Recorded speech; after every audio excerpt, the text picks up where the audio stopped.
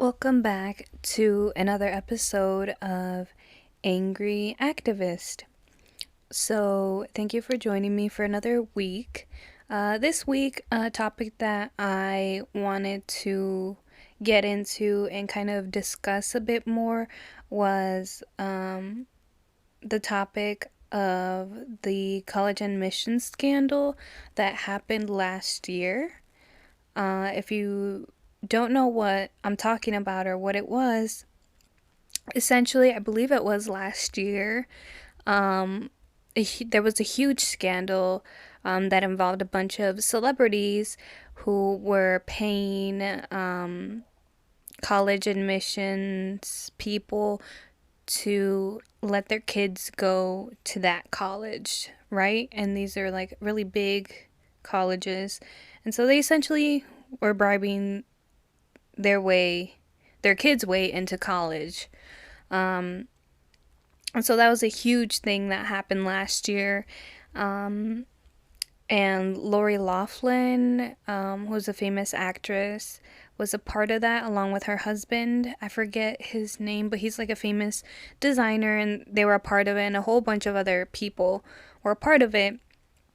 And one of the students who was a part of this scandal and who got a lot of the brunt of the scandal was Olivia Jade, who's Lori Loughlin's daughter. She was a prominent figure, she was a YouTuber and she had like all these brand deals, and she got into USC because her parents paid, I think it was like $500,000 in bribery money to get her and her sister into USC. And I remember hearing about that last year, and it made me really upset. I mean, of course, I know that this isn't the most important topic at the moment to discuss, but I really think it should be discussed. Um, and so, yeah, when I first heard about it last year, I was very upset. Myself being a person who has worked hard to get myself through college, and then to hear that someone just paid their way to get into college was, it sucked, it really did. But I mean, this is nothing new. Rich people have always been doing this. Maybe they don't like directly bribe people to let their kids go to these schools, but they will donate, right? They will donate money to these schools to get on their good side. And kind of in the way and that I talked about in another podcast, how big companies pay for politicians' campaigns, right? And then in return, those companies get favors from those politicians. It's kind of the same thing here with these colleges.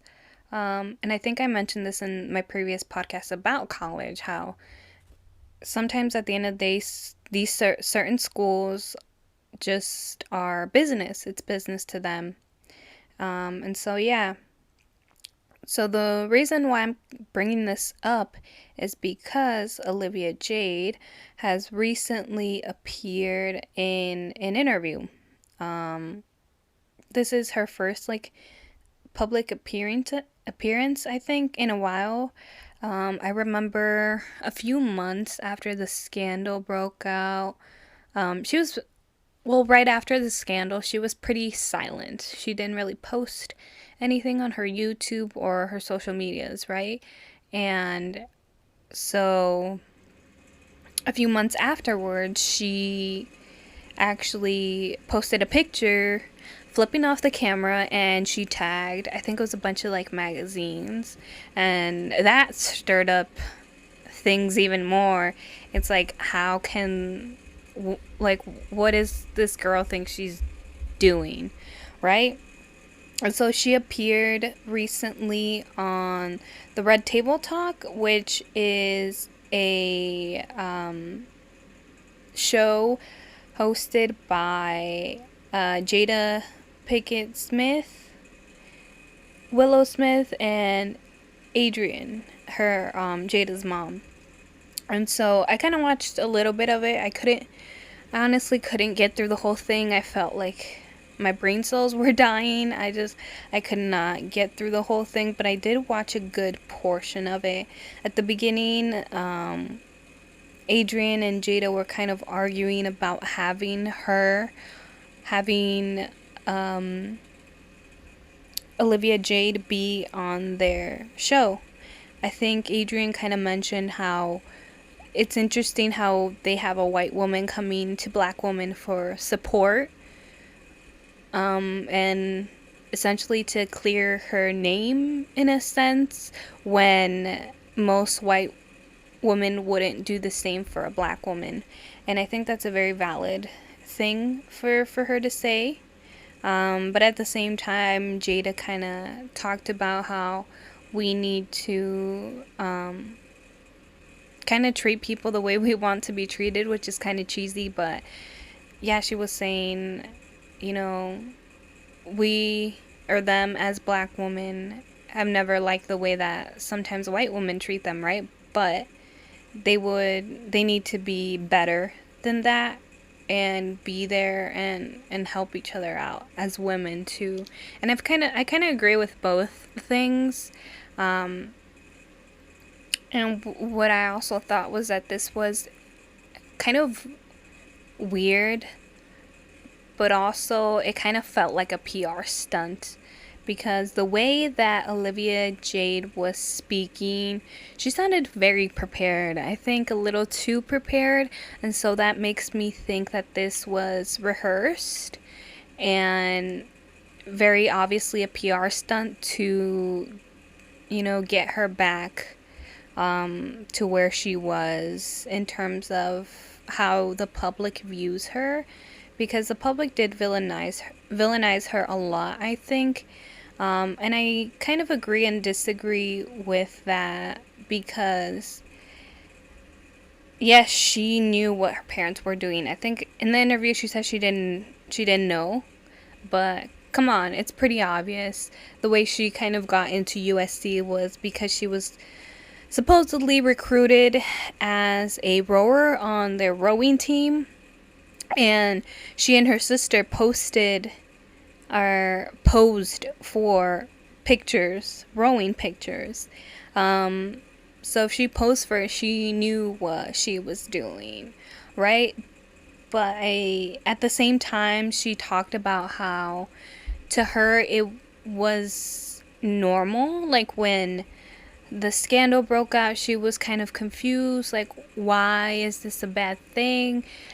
Doesn't everybody do this? And it kind of just shows what a bubble she was in. And also I think she was being led by adults in her life that she trusted, right? And I think as kids sometimes, even though sometimes we like to rebel and be like, you know, I don't care what adults think, at the end of the day we know that adults do know best in certain situations, and they, especially our parents, you know, they have our best interest in mind. And I think, yeah, she knew what she was doing, but for her it was normal, and she was just kind of doing what her parents were telling her to do. So I'm kind of torn on that. But yeah, and like I said, I watched a big chunk of the interview, and she talked about how her mom was sentenced to 2 months in prison and she hasn't gotten to talk to her.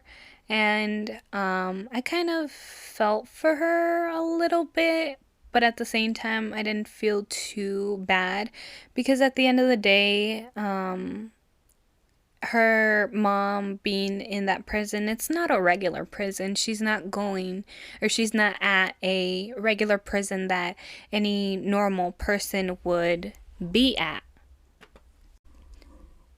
She is at a, you know, rich people prison. You know, I'm pretty sure they're not treating her terribly, or they're not treating her like she's a normal, regular person, right? And her father is going to be sentenced to prison for 5 months, I believe. And I think they got a fine of $150,000. And I just think that their punishment for this crime didn't really fit. I don't think that they needed to go to prison. Again, it's not like they're going to a regular prison. And also, I think that, what they did was bad, but at the same time, it wasn't like terrible. It wasn't like they killed anyone or anything like that. But what they did was still terrible, right? And the $150,000 fine, I feel like it's nothing to them. I mean, obviously, to everyday people like us, $150,000 is a lot of money. But to them, it's probably like, what, $20 to them, right? And I think for what they did, I think that their punishment should have been more along the lines of, now you have to pay full tuition for 2 students, or now you have to pay for other students' schooling, or start a scholarship and help kids get through school, right? I think that would have been a better punishment for them, but hey, what do I know, right? And in the interview, Olivia Jade did talk about how she couldn't see her mom, and like I said, that must have sucked to not been able to see her mom or talk to her. But she kind of feels the pain now. She feels the pain of other children who have parents in jail for years. Her mom was only there for 2 months, but for other kids, their parents are locked up for years, and usually for, non-violent crimes, which sucks for these kids that grow up without a mom or without a dad, right? And, she got to experience a fraction of their pain. And another thing that I really wanted to point out about this interview that Olivia Jade said was that she didn't come on the show to have people feel bad for her, but she wanted to come on to, have people give her a second chance. And to me, I was just like, a second chance for what? To get your sponsorships back, to live life in a bubble again? I just don't understand. And I think Adrienne in the show also brought up the fact that she's gonna be fine. Like, in terms of money and stuff and career, she's gonna be fine. Like, she's Olivia Jade. Her parents are millionaires. She's going to be fine. And with the internet culture that we kind of have, people move on from things, People will move on. This will be the top story for this week, and the next week we're going to have another topic, right? And so I don't know. I feel like, she really wants to be given a second chance. She needs to show through her actions, not her words. And speaking of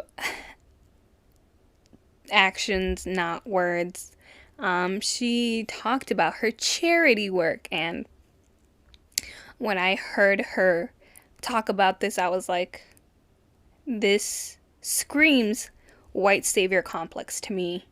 Because she talked about how she met these students, I think it was like low-income students and students of color, how they went to this after-school thing, and they had their own space, and they had space away from home, and Um, she talked about how she wanted to give her time, not her money. I was like, girl, your money is way more valuable than your time to these kids. Like, she could have donated money to that organization, right? Um, and to me, it just seemed so disingenuous. It just didn't seem genuine to me. It felt like she was doing it to make herself feel good and for her to be able to talk about it and, have people see, oh, she's doing something good. But for me, I don't think she's doing something great. Um, Whenever I hear, especially white people, talk about their charity work, it really leaves a bad taste in my mouth.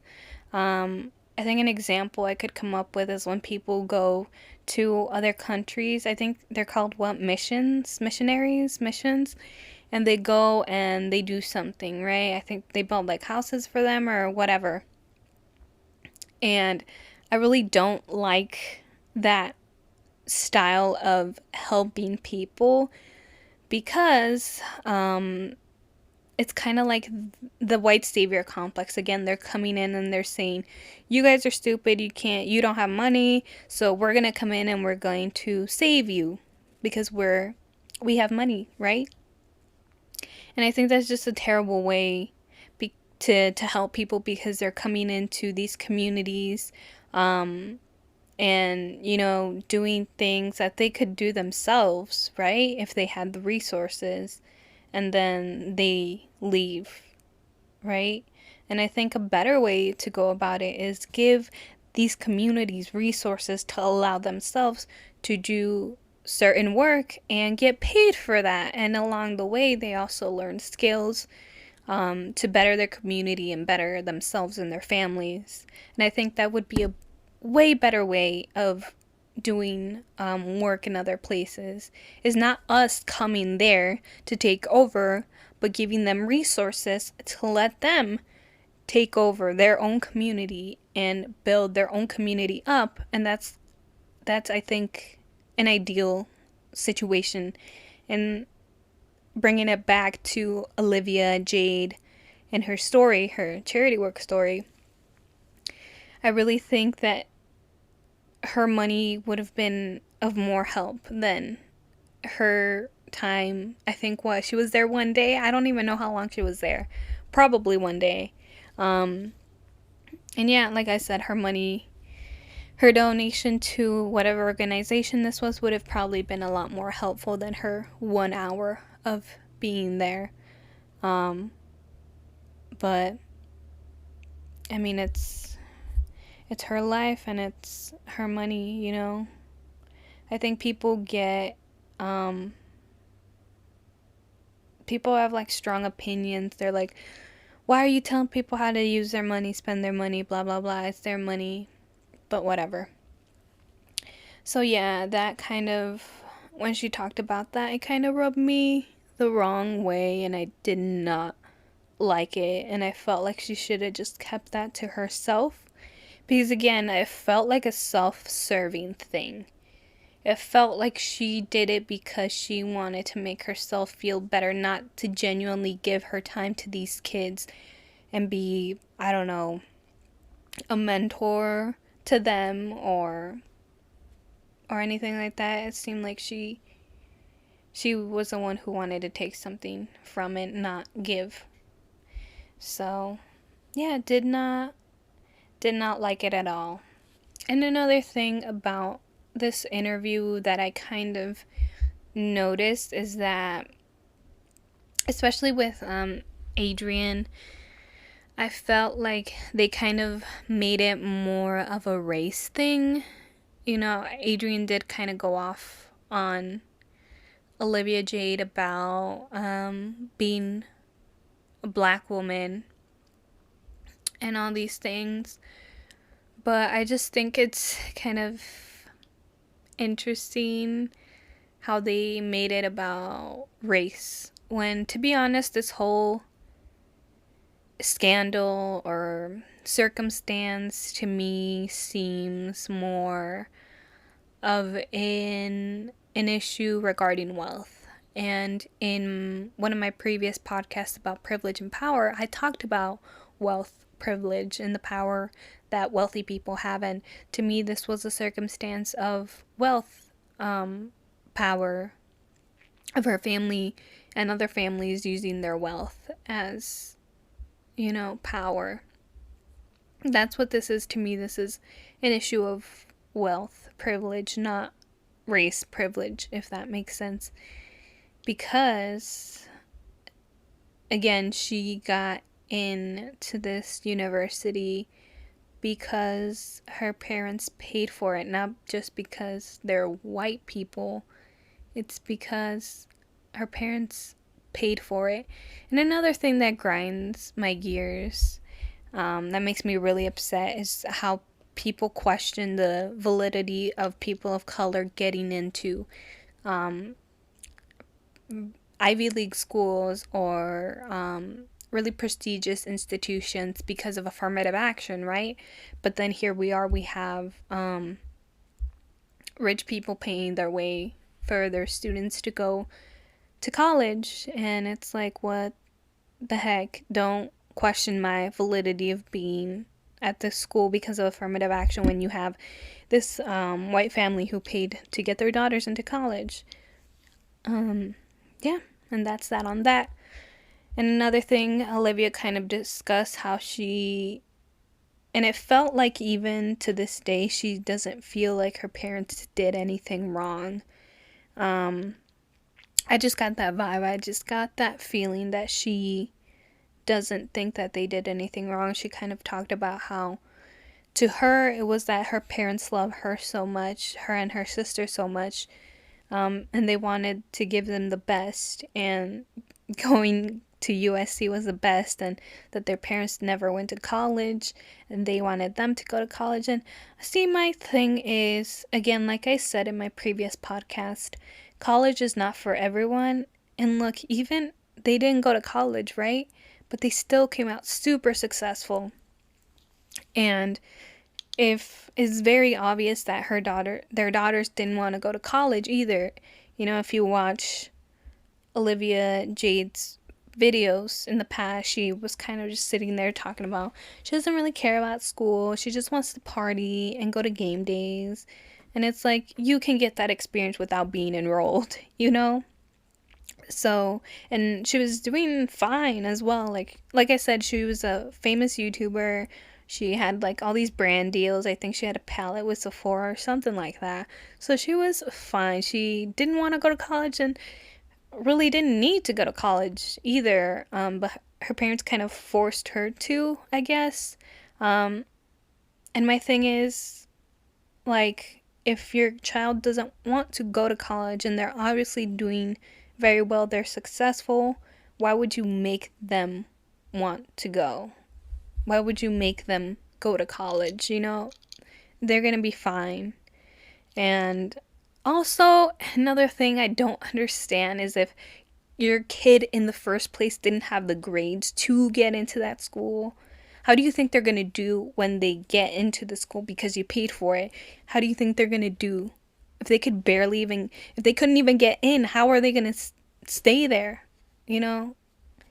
It's ridiculous, I definitely think her parents were in the wrong, and they should have just let her do what she wanted to do, which was, continue YouTube, continue doing all these other things. And yeah, this just all seemed like a huge PR stunt, and it was very interesting to me also how she came to 3 black women. I mean, I know this wasn't a race thing. Again, this was a wealth thing, but that did kind of stick out to me. Why is she coming to these white women to clear her name? When she has a platform and she could post a video, and honestly, if she posted a video, like, people would watch it, people would check out her video, and it would be everywhere too. So I don't don't understand. But yeah, this was kind of just a race. I mean, a wealth um, type of issue. And like I said, this is nothing new. This has been, going on for years. It's just, in this circumstance, these people got caught. They got caught and they got punished for it. What's the punishment? A good punishment that fit the crime? No, I don't think so. But it is what it is. And I think she'll be fine, and I don't think she needed to go on there. I just think she wanted to do it again for herself, for the ego of it all, and to be able to go ahead and do things and not be criticized because of this. But she's gonna be completely fine, to be honest. And again, people are probably gonna move on from this. Um, but still, kind of as a college student who worked her way to get to college and has worked her way to keep herself in college, it does kind of suck to think that there's people out there who pay for to get to certain colleges. And it's kind of crazy to me because, again, they're wealthy, they have the resources to get their kids tutors, to get people to, review their work and help them and study for the ACTs or SATs. And if that alone doesn't give them a step up, then they probably shouldn't be going to college in the first place. Hate to break it to you, but you probably shouldn't be going to college, to that college, if you can't, even get in with all the advantages you already have. And yeah, so that's the story for this week. Um, just, I think, an interesting story, and also a story that kind of portrays what I kind of talked about a few weeks ago about being privileged with wealth. You can pretty much get away with things, and you have the power to control certain things in your life that most other people wouldn't. Um, so yeah, that's how it is. That was this week's podcast. A little short. I think this has been a shorter podcast than what I normally do, but I just really wanted to talk about this. I thought it was interesting and pretty relevant, I think, to me and to other people. So yeah, I hope you enjoyed this podcast, and I hope you tune in for next week's podcast.